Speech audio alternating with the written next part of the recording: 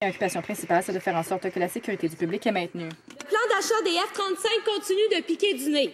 Les vols d'essai des F-35 aux États-Unis pourraient être cloués au sol. Pourquoi? Parce qu'il y a trop d'interrogations liées à la sécurité. Les F-35 connaissent des problèmes en cours de vol 3 fois plus souvent que ce qui est normalement acceptable. On n'invente rien. Ce sont ce que disent les contrôleurs d'armes du Pentagone. Comment le ministre peut-il continuer d'affirmer que les F-35 sont indispensables pour la sécurité de nos troupes et de nos pilotes, alors que nos voisins du Sud disent exactement le contraire? Madame la ministre associée de la Défense. Monsieur le Président, nous croyons qu'il faut donner les meilleurs outils à nos hommes et nos femmes qui nous défendent bravement. Certains de ces équipements sont en train de mettre au point les derniers équipements pour la F-35.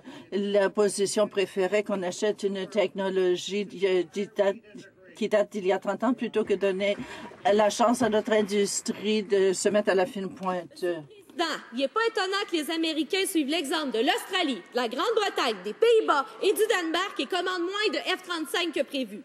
55 de moins pour être plus précise. Tous les pays ont réduit leurs commandes. Tous, sauf le Canada.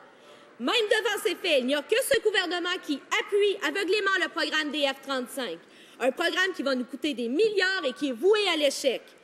Quand est-ce que le ministre de la Défense va reconnaître son erreur et quand est-ce qu'on va procéder à un appel d'offres public? Madame la ministre associée.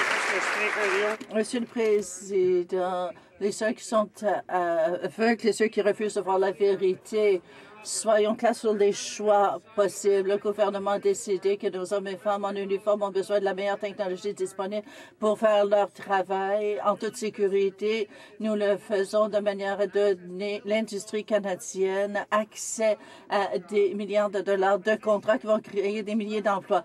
L'opposition fermerait la porte à ces contrats, priverait ces travailleurs d'emploi et attendrait des années encore pour remplacer les F-18.